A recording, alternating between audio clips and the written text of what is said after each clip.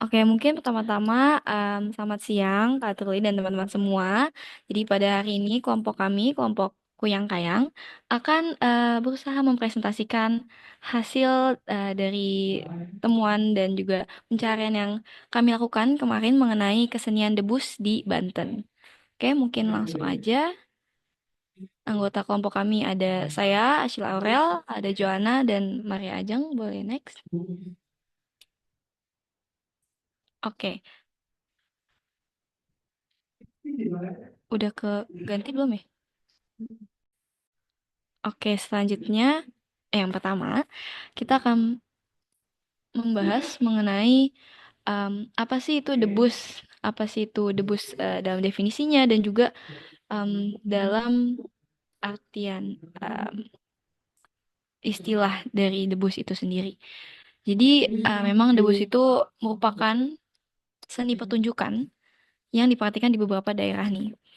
Ditandai dengan pertunjukan ilmu kekebalannya dan sering dikaitkan dengan praktik-praktik Islam juga. Namun di sisi lain juga ada yang mengaitkannya dengan praktik-praktik magis atau ilmu-ilmu lainnya.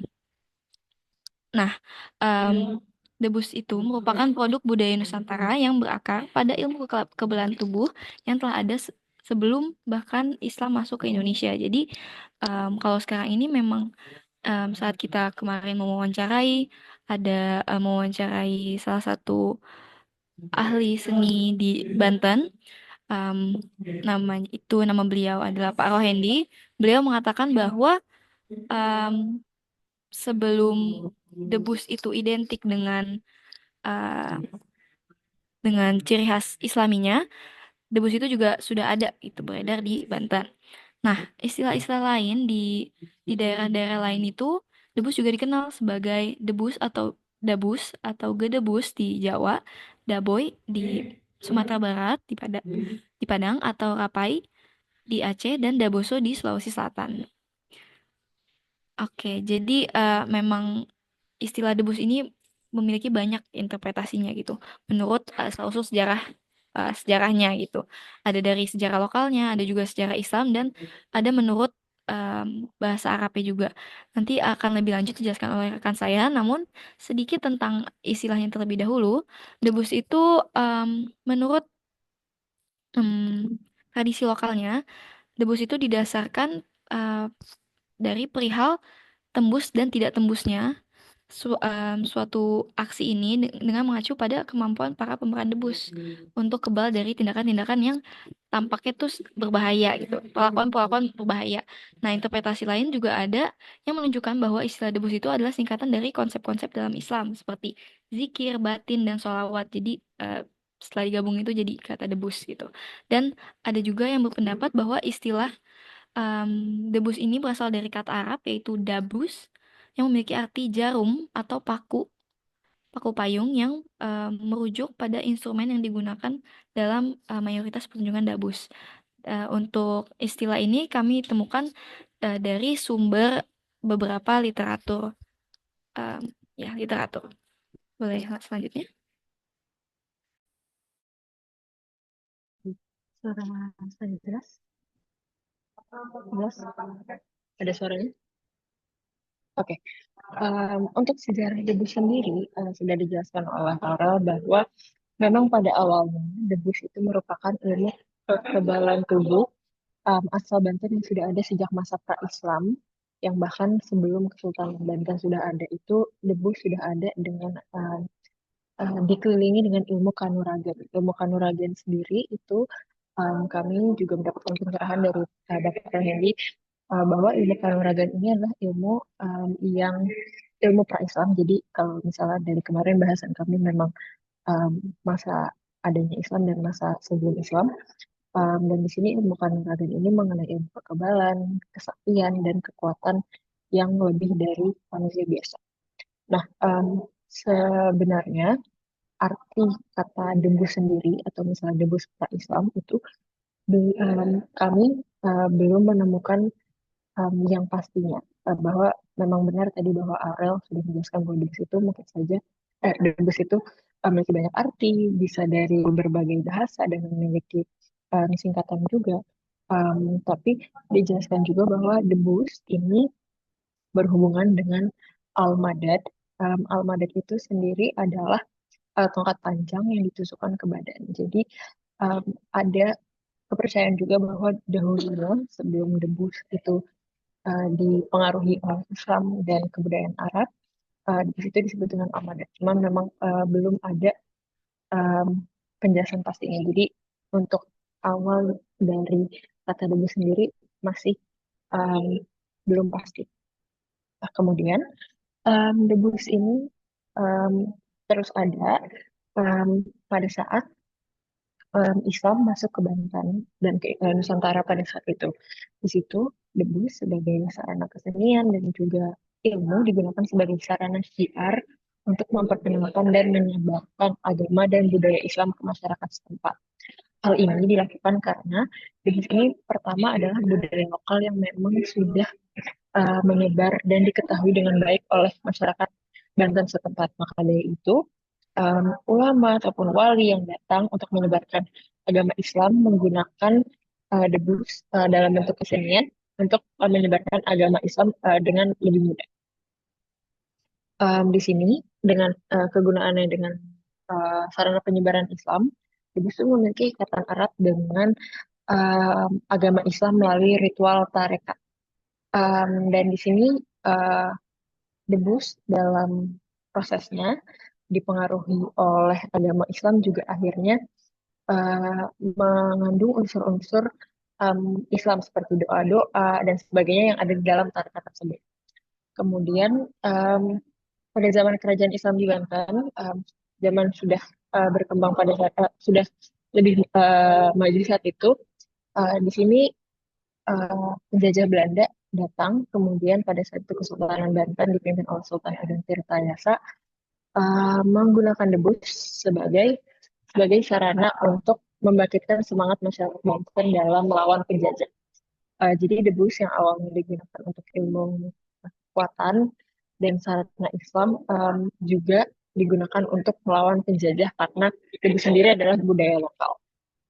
Nah, saat ini debus masih dilestarikan di Banten dan menjadi bentuk kebudayaan tak benda atau intangible khas Banten yang berbentuk kesenian pertunjukan.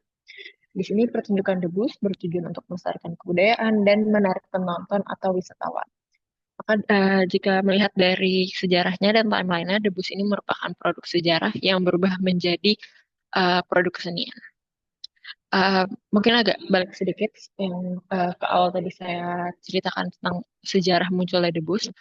Sebenarnya juga banyak sekali um, banyak versi mengenai bagaimana debus itu bisa muncul.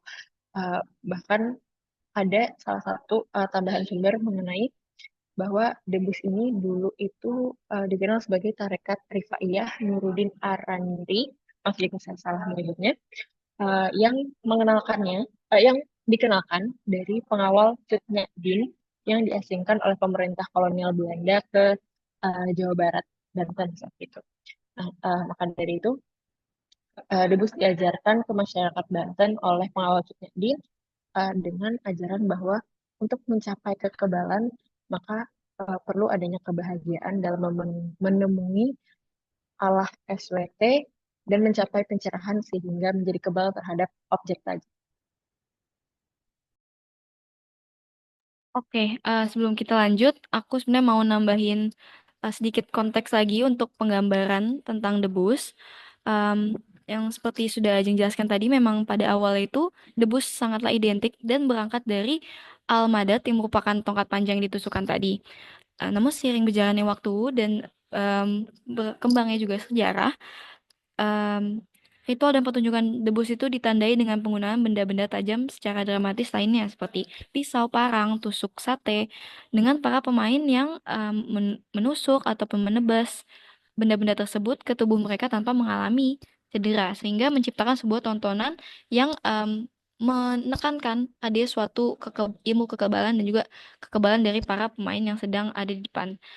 Dan selain itu juga, api api merupakan salah satu elemen juga yang sering muncul dalam pertunjukan debus, di mana para pemain itu memegang benda-benda yang sedang terbakar atau berjalan di atas bara api atau bahkan membakar diri mereka sendiri tanpa adanya respons kesakitan ataupun mengalami luka bakar pada tubuhnya. Nah, selain itu juga debus seringkali juga memang diiringkan dengan penggunaan alat musik ataupun instrumen-instrumen lainnya yang salah satunya itu namanya rapai, yaitu gendang yang terbuat dari kulit kambing yang berfungsi sebagai alat musik utamanya dari debus.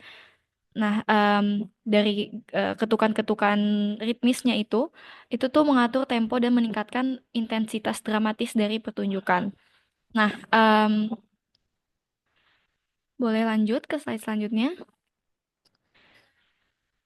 Mungkin itu adalah merupakan gambaran em, gambaran awalan seperti bagaimana pertunjukan debus itu. Namun kemarin saat kita mewawancarai lebih lanjut dengan Pak Royandi tadi, yang merupakan bagian dari Divisi Pariwisata dan Kesenian di Banten, em, beliau mengatakan bahwa terdapat 3 jenis debus. Jadi em, memang ada yang namanya itu debus putih, debus hitam, dan debus trik. Debus putih itu adalah debus yang memiliki unsur keislaman yang kuat. Jadi mereka itu memang pertunjukan ini memang lebih mengarah pada syiar-syiar Islam dan juga adanya karakteristik Islam yang menguasai pertunjukannya, seperti penggunaan doa, zikir, dan juga ritual-ritual puasa yang dilakukan sebelum pertunjukan, yang mana itu meskipun itu dilakukannya sebelum pertunjukan, itu adalah bagian dari debus putih gitu. Serta juga alat-alatnya tuh dimandikan secara ritual. Lalu ada yang namanya debus hitam. Nah, debus hitam ini baru yang lebih identik dengan unsur-unsur magisnya.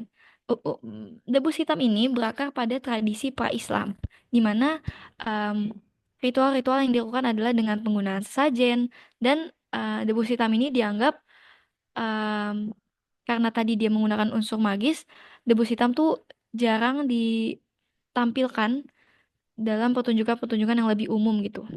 Dan yang terakhir itu debus trik. Nah, debus trik ini lebih menyerupai sulap. Jadi memang alat-alat yang digunakan tuh hanya terlihat membahayakan, tapi sebenarnya tidak beresiko besar. Atau misalkan tuh suatu pisau yang secara visual terlihatnya tajam, tapi itu sudah dibuat tidak akan menggores tubuh gitu. Nah, semakin seiring berjalannya waktu, debus-debus yang ditampilkan secara umum itu lebih kepada debus trik. Jadi memang debus yang berupa sulap gitu. Nah, sedikit catatan, dahulu itu debus memiliki makna spiritual yang mendalam, yaitu sebagai sarana tadi syiar Islam dan penyebaran ajaran agama, dan juga representasi kekuatan fisik, kekebalan, dan lain semacamnya. Seiring perkembangan zaman, debus itu bertransformasi menjadi seni pertunjukan dengan elemen-elemen teatrikal yang lebih memiliki tujuan untuk menarik perhatian wisatawan yang datang ke Banten, dan juga untuk melestarikan budaya dari Banten tersebut. Oke, selanjutnya itu ini ada sedikit foto dokumentasi dengan saat kita mewawancari Pak Rohendi. Jadi satu hal lagi yang kita temukan menarik itu tentang debus, dalam praktik debus ini ada suatu peran kunci, yaitu sheikh. Sheikh itu sangat berperan besar em, di pertunjukan debus. Jadi em, secara tradisional debus itu dilakukan oleh sekelompok orang yang terdiri dari sekitar 10 orang. Nah, dalam suatu pertunjukan debus pasti akan selalu ada yang namanya tokoh yang disebut dengan sheikh atau pemimpinnya. Nah, seorang sheikh ini diyakini memiliki pengetahuan dan kekuatan spiritual yang khusus, dan dia itu dianggap memang punya ilmu-ilmu, dan pada akhirnya dialah yang bertanggung jawab secara penuh atas para anggota lainnya yang sedang mempertunjukkan atau sedang menjadi pemain dalam pertunjukan tersebut. Oke, mungkin boleh next. Oke, selanjutnya tentang perspektif kriminologi budaya sangat bagus. Kalau saya tahu kriminologi budaya itu kan memandang kejahatan itu kejahatan dari kejahatan termasuk budaya dan produk budaya misalnya di sini itu saling terkait erat dan juga saling bergantung. Jadi kalau ada fenomena kejahatan dan pengendaliannya di balik itu ada interpretasi yang berbeda tentang konsep keadilan, keamanan, dan hal apa yang benar dan salah dilakukan. Nah, kalau mungkin sedikit kalau di dalam saya tahu tahun 1999 itu dia membagi kedua, jadi kejahatan sebagai budaya dan juga budaya sebagai kejahatan. Dan kalau itu sendiri ini kan termasuk ke budayaan sebagai kejahatan. Nanti kita akan lihat lebih lanjut itu seperti apa di masyarakat dan langsung. Nah, untuk level analisisnya sendiri lebih itu termasuk di level meso di dalam teknologi budaya. Jadi kalau misalnya makro sendiri itu pemahaman atau pemaknaan yang berada di lingkup struktur yang luas tuh. Nanti pemaknaan di struktur makro dimanifestasikan atau diturunkan dari struktur ke kelompok, ke mikro dan juga ke mikro atau ke individu. Jadi yang namanya prestasi atau pengalaman yang mendalam itu yang ada di mikro. Di meso itu lebih ke makna bersama yang atau shared meaning yang ada di kelompok. Dan dalam hal ini uh, di kesenian lebih sendiri kan dilakukan oleh kelompok-kelompok tertentu dan khususnya kelompok atau komunitas bela diri. Mungkin sedikit tentang budaya. Baik, selanjutnya mengenai perspektif agama yang mengitari kesenian debus itu sendiri. Jadi mungkin mau menambahkan dulu sebelumnya bahwa untuk sekarang debus itu memiliki pengaruh Islam yang sangat kuat dan kalau berdasarkan wawancara dengan Pak Rohindi kemarin, kami mengetahui bahwa orang-orang um, kurang masyarakat Banten dan atau bahkan di luar masyarakat Banten berusaha mempelajari debus karena um, martial arts dalam bentuk pencak silatnya. Jadi orang-orang itu belajar debus udah sudah bukan berfokus kepada ilmu kekebalan ataupun um, mencoba untuk melukai diri sendiri, untuk menguji diri sendiri, tapi untuk mendapatkan kekuatan fisik dari pencak silat karena pencak silat ini sendiri merupakan bagian dari debus. Kalau mengenai agama Islam, debus sejak masa Kesultanan Banten itu seperti yang sudah tadi saya jelaskan merupakan media dan sarana dalam penyebaran agama Islam. Di sini bahkan dari salah satu sumber dari Uderi mengenai tradisi debus, debus dalam tradisi masyarakat Banten, disebutkan bahwa sebelum Islam berkembang di Banten, sebenarnya masyarakat Banten itu hidup dengan tradisi prasejarah um, uh, sejak agama Hindu berkembang. Dan di sini, ketika Kesultanan Banten ada, Islamisasi budaya yang terjadi di Banten ini menghasilkan budaya khas Banten yang sangat distinct, yang sangat Banten, yaitu debus, dengan adanya pengaruh Islam dan pra-Islam. Kemudian um, tadi pengaruh besar Islam disebarkan melalui Kesultanan Ulama dan Mubalik Islam yang menyebarkan melalui jalur politik, pendidikan, dan kebudayaan. Dan kami sekarang berfokus pada jalur pendidikan, maaf, kebudayaan. Di sini uh, ada literatur lagi yang menyebutkan salah satu literatur adalah buku tradisi pesantren, studi tentang pandangan hidup Kiai dari Dovir tahun 1985 menyebutkan bahwa masyarakat Islam Banten itu memiliki tradisi Islam yang sangat kental, yang mereka juga saat taat beragama sehingga menjadi pusat kesultanan Islam. Maka dari itu, agama Islam yang mengitari debus sangatlah kental dan uh, pemain-pemain kesenian debus juga harus mengikuti tarekat-tarekat agama Islam. Kemudian um, agama Islam di sini memiliki hubungan yang erat dengan adat dan budaya lokal dalam kajian antropologi agama. Karena agama di sini disebutkan bahwa agama adalah manifestasi sistem budaya.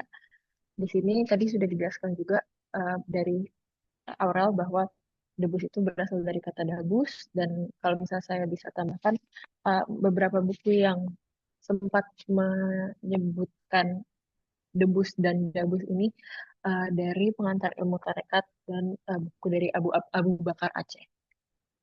Di sini uh, debus disebutkan dengan debus al-madad, itu karena pemainnya harus mengucapkan kata al-madad yang menggambarkan bahwa pemain tersebut memang menyerahkan dirinya kepada Allah, Allah Subhanahu wa Ta'ala untuk meminta bantuan dan pertolongan dalam melakukan permainan debus. Nah, dalam prosesnya juga ketika mempersiapkan debus itu tidak mudah dan tidak singkat. Pemain debus ini harus melakukan berbagai amalan, dan amalannya ini juga berdasarkan agama Islam. Uh, dalam konteks debus putih yang tadi sudah dijelaskan oleh Aurel, seperti menaati syekh seumur hidup dan menjadi muridnya, kemudian berpuasa, dan melafalkan doa-doa. Praktek debus ini diambil dari tradisi Islam memiliki um, berbagai banyak elemen seperti ada wirid, tawasul, bayat, ijazah, dan khalifah. Um, Kemudian akan saya sedikit lebih tekankan lagi dalam buku Islam dan Budaya Banten, dan juga didukung oleh pernyataan Pak Rohendi kemarin saat wawancara, bahwa studi tentang debus yang dikaitkan dengan seni budaya Islam lokal Banten dan Indonesia masih termasuk jarang hingga langka. Di sini Pak Rohendi juga menceritakan bahwa memang literatur mengenai kesenian debus di pustaka pariwisata Banten juga masih sedikit. Oke, selanjutnya mengenai diskursus dalam debus. Mungkin sebagai pembuka sedikit, seperti yang tadi sudah dijelaskan oleh Aurel juga, bahwa terdapat tiga um, klasifikasi debus, debus hitam yang dipercaya masih memiliki elemen magis ataupun ilmu hitam, kemudian debus putih yang dipengaruhi oleh agama Islam, kemudian debus terik atau debus sulap. Di sini uh, mengapa bisa muncul adanya label bahwa debus itu sebenarnya berbahaya ataupun penuh dengan ilmu hitam, itu karena dari awalnya debus merupakan budaya lokal dari bahkan prasejarah, di mana mereka memang mencari kekebalan dan kesaktian uh, sejak masa pra-Islam, khususnya karena pengaruh kisah para pahlawan lokal dalam menaklukkan berbagai tantangan. Di sini menjadi latar belakang masyarakat Banten dalam mencari dalam tanda kutip backingan supaya mereka bisa menjadi kuat dalam kehidupan sehari-hari. Di sini Banten juga memiliki kemasyhuran sebagai pusat ilmu magis semenjak pra-Islam, uh, karena literatur yang saya sempat baca juga dari Babat Banten menceritakan berbagai tempat di Banten untuk pertapaan dari gunung hingga mata air. Oh, oke. Nah, kita masuk ke diskusi satu dulu. Ini cukup menarik karena dari tadi kan dari segi sejarah, kemudian dari definisi itu, misalnya debus itu Islam banget. Gitu kan.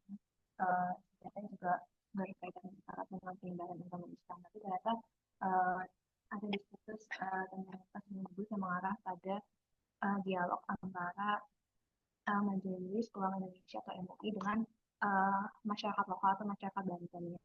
Jadi pada tahun 2009 sendiri MUI di Jawa dan juga Lampung itu mengeluarkan fatwa yang mengharamkan debus, dan mereka itu menggunakan alasan bahwa debus itu menggunakan bantuan jin, setan, dan juga mantra-mantra. Jadi karena itu termasuk ke kategori sihir. Nah, tapi sebenarnya fatwa ini dikecam oleh masyarakat Banten karena dinilai tidak mendasar dan tidak mempertimbangkan aspek budaya. Nah, setelah ini MUI itu kemudian merespons masyarakat karena waktu itu sampai kayak ada demo dari kelompok mahasiswa juga, terus jadi akhirnya setelah diprotes dikecam, MUI ini mengelompokkan mengklarifikasi gitu istilahnya, sebenarnya itu ada tiga kayak tadi Azam disebutkan dan Aurel, kalau yang dilarang itu atau yang direkomendasikan untuk dilarang dilakukan itu jenis debus yang ketiga, yang tadi yang mengandung syirik dan sihir yang bertentangan dengan Islam. Nah, tapi sampai sekarang masih ada diskursus dan misalnya pada tahun 2017 nanti akan dijelaskan sedikit tentang kasusnya, tapi kurang lebih ada pada tahun itu ada 14 orang mereka mempelajari debus ke guru berburu ke seorang di Tangerang gitu. Kemudian mereka terluka karena mereka belajar tapi mereka terluka di air kayak gagal gitu. Nah, pada saat itu MUI Tangerang itu kemudian menyatakan mengeluarkan pernyataan kalau debus itu membahayakan. Jadi kalau makanya berbahaya, makanya hukumnya itu dilarang. Jadi pelarangan terhadap debus itu uh, secara khusus mengarah pada aksi debus yang menimbulkan celaka atau bahaya. Melihat uh, dari tahun 2009 sampai 2017, khususnya MUI ini ya, pelarangan atau dia boleh-boleh aja debus debus dilakukan atau enggak itu melihat bahaya dari yang ditimbulkan. Nah kemudian diskursus yang kedua masih berhubungan dengan apakah debus itu berbahaya. Mungkin beberapa peristiwa itu menunjukkan ada kegagalan dari aktivitas debus dan uh, menunjukkan bahaya yang bisa ditimbulkan dari aktivitas itu. Ini dari kita coba cari dari bukunya Pak Eko yang Bunga Rampai kemarin itu mungkin nggak disebutkan secara banyak, tapi disebutkan kalau kadang kalau di debus itu bisa aja ada dampak negatif kayak misalnya luka parah hingga kematian. Itu karena pemainnya mengalami kecelakaan. Nah, kecelakaannya itu bisa aja disebabkan oleh kayak kejahilan penonton atau mungkin penggagalan lain yang memang disengaja dengan cara baik. Tapi mungkin juga ada uh, tambahan dari pajak dan Syaiful Yassin tahun 2021 dia ini menambahkan secara individual secara pada pemainnya bisa aja gagal aksi itu karena pemainnya itu takabur istilahnya dengan uh, dia udah nggak percaya lagi kalau kekuatan yang dia miliki itu dari Tuhan gitu, tapi kekuatan itu ya dari dia sendiri. Jadi dia takabur terus bisa aja bahayanya menimpa pemainnya. Nah, untuk lebih paham tentang bahaya dari sini kita memberikan beberapa contoh kasus yang pernah terjadi. Oke, untuk mendukung dan agar kita dapat memahami lebih lanjut upaya kita dalam em, mencoba memahami apakah depresi itu berbahaya dan juga diskursus-diskursus terkait lainnya. Yang pertama itu ada contoh kasus yang kita ambil dari em, sekitar 3 berita. Yang pertama itu dengan judul korban yang gagal belajar debus. Mereka ini terluka usai cuci tangan pakai air keras dan guru debus di Tangerang yang sedang melatihnya pada saat itu ditetapkan masuk DPO. Jadi tadi sudah sempat disebut oleh Joanna, sebanyak 14 orang di Tangerang mengalami luka serius di pergelangan dan telapak tangannya setelah mempraktikkan debus yang diajarkan oleh seorang guru bernama Didi. Dalam latihan tersebut, korban itu diminta untuk mencuci tangannya menggunakan air keras yang diklaim sebagai bagian dari latihan ilmu kebal. Awal itu mereka memang tidak merasakan efek apapun, tapi setelah 1 jam, tangan mereka mulai terasa panas dan melepuh. 7 dari korban itu dilarikan ke rumah sakit karena luka yang cukup parah. Sementara sisanya itu dirawat di rumah masing-masing. Nah, Didi ini sebagai seorang guru yang tadi sedang mengajarkan debusnya, berusia 30 tahun, sampai saat ini sampai sejauh ini kita melihat beritanya, masih ditetapkan sebagai daftar pencarian orang DPO di Polres Metro Tangerang. Dan polisi itu melakukan pencarian yang intensif di wilayah Tangerang dan sekitarnya, tapi masih belum ditemukan. Dan kasus selanjutnya itu em, berasal dari berita mengenai insiden berdarah saat atraksi debus di Sukabumi yang sedang ditunjukkan di Sukabumi pada saat itu. Jadi terdapat seorang pemain debus yang berinisial R mengalami insiden berdarah saat atraksinya. Kalau nggak salah itu disebutkan bahwa sempat ada yang memvideokannya. Jadi pada saat kejadiannya itu hal ini terjadi di sebuah pondok pesantren di daerah Gunung Puyuh, Kota Sukabumi, dalam rangkaian perayaan hari hari hanya hari jadinya pesantren tersebut.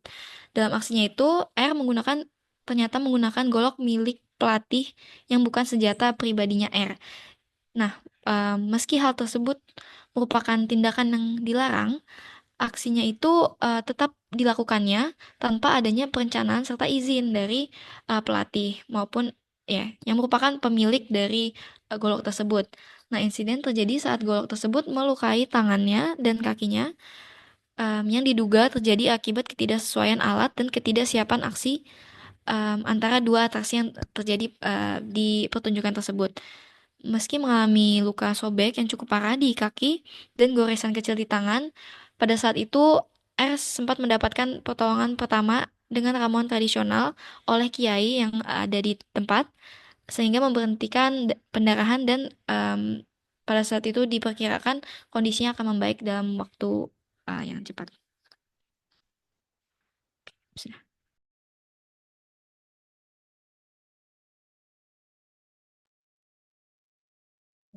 Selanjutnya, kalau misalnya ditanya apakah dia tulis kita benar berbahaya, mungkin bisa nggak sih dilaporkan kalau misalnya ada melakukan tulis. Tapi itu di saat ini nggak ada pasal kayak undang-undang yang khusus mengatur atau mengkriminalisasi aksi begitu. Tapi mungkin kalau dilihat dari kasus dan juga dari uh, tapi dari yang sebelumnya disebutkan, uh, kalau misalnya aksi tersebut itu misalnya digagalkan gitu, misalnya uh, ada ada mencoba menggagalkan aksi itu sehingga bisa menyebabkan kecelakaan pada pemain. Nah, kalau kayak gitu tindakan itu bisa dikategorikan sebagai dalam beberapa tindak pidana uh, dari bidang investasi itu dimention di pasal 4 351 itu tentang pembunuhan dan juga pasal 340 tentang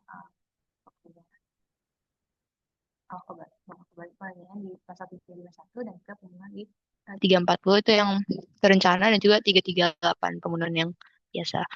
Kemudian nah dari situ berarti bisa kita pahami kalau pelanggaran hukum yang terjadi itu nggak secara langsung terkait dengan aksi debusnya sendiri. Jadi sebenarnya aksi debus kan harmless istilahnya. Uh, bisa dikriminalisasi kalau misalnya menimbulkan bahaya yang visible gitu. Jadi dengan kata lain, kesalahan debus itu nggak termasuk pelanggaran hukum. Lebih pelanggaran hukumnya lebih terkait ke upaya penggagalan aksi debus yang bisa menyebabkan kerugian fisik dan juga sebenarnya mencoba menggagalkan itu juga pelanggaran terhadap uh, aksi debus itu kayak tadi di kasus yang kedua si pemainnya itu sebenarnya nggak ada izin atau nggak menggunakan senjata sendiri jadi kayak emang ada pelanggaran yang dilakukan gitu, terhadap peraturan di debus sendiri. Nah, tapi mungkin kalau aturan lain, tapi nggak hukum, tapi lebih ke yang tadi misalnya fatwa yang MUI tadi, fatwa itu sebenarnya uh, peraturan, cuman fatwa itu nggak termasuk, saya nggak termasuk hukum positif gitu, jadi nggak mengikat, tapi lebih ke apa ya, lebih kayak imbauan aja, jadi uh, nggak nggak harus dilakukan oleh semua orang, jadi emang nggak diberikan sanksi atau hukuman kalau misalnya ada pelanggaran fatwa ini, gitu, untuk perspektif hukumnya. Kemudian yang terakhir mungkin kita bisa refleksikan gimana sih dimensi kriminologi dari The Ghost. Kalau tadi mungkin kasus yang pertama itu cukup jelas karena memang uh, pelatih atau gurunya sendiri itu emang uh, apa yang menimbulkan kerugian jelas ke 14 muridnya gitu. Jadi uh, bisa kita lihat kalau misalnya kasus pertama itu penyiraman, misalnya menyuruh untuk menyiram air keras dan korban itu 14 orang murid yang mempelajari debus, kemudian pelakunya itu guru yang kemudian kabur gitu, jadi DPO dari sekolah. Nah, kemudian setelah uh, itu bisa kita lihat juga reaksi sosial formalnya, di mana pelakunya gurunya ini dicari, diselidiki dan juga dijadikan statusnya jadi DPO gitu. Jadi emang kasus pertama ini dapat lebih jelas menggambarkan dimensi kriminologinya karena uh, tadi emang pelakunya itu menimbulkan kerugian yang visible. Tapi kalau misalnya di kasus yang kedua gimana? Kita bisa sama-sama saling berefleksi kayak apakah pelakunya itu kemudian dia sendiri dan korbannya juga dia sendiri dan kerugian yang ditimbulkan itu tadi kan luka-luka dan juga luka berdarah gitu. Kemudian untuk reaksi sosial mungkin yang tidak formal, non formal karena ada yang merekam tindakan tersebut, tindakan yang memperlihatkan pelakunya itu atau pemain debus itu terluka gitu. Itu dari penonton yang melihat tunjukannya langsung. Nah, kemudian untuk bisa menganalisis dimensi-dimensinya lebih lanjut, mungkin bisa kita perlu fakta-fakta yang lebih lengkap gitu kayak apakah izin terus juga senjata kayak tadi golok dan kemudian koordinasi pemain nebus karena pemainnya sendiri kan nggak berkoordinasi nggak izin ke acaranya misalnya dadakan acaranya dadakan dibuatnya jadi apakah faktor-faktor tersebut itu sebenarnya emang purely kesalahan pemainnya atau mungkin ada yang kayak tadi yang di bukunya saya kayak misalnya ada upaya penggagalan dari itu pemain nggak bisa punya musuh atau mungkin memang dari misalnya masyarakat yang nggak suka debus seperti saya ya siapapun bisa itu menjadi berupaya menggagalkan aksinya tapi kalau misalnya uh, ternyata ada upaya penggagalan itu bisa termasuk ke uh, maksudnya bisa dijelaskan lebih lanjut di dimensi kriminal mungkin yang penting bisa kita uh, bisa sama untuk kasus yang kedua kurang lebih begitu temuan kami tentang debus.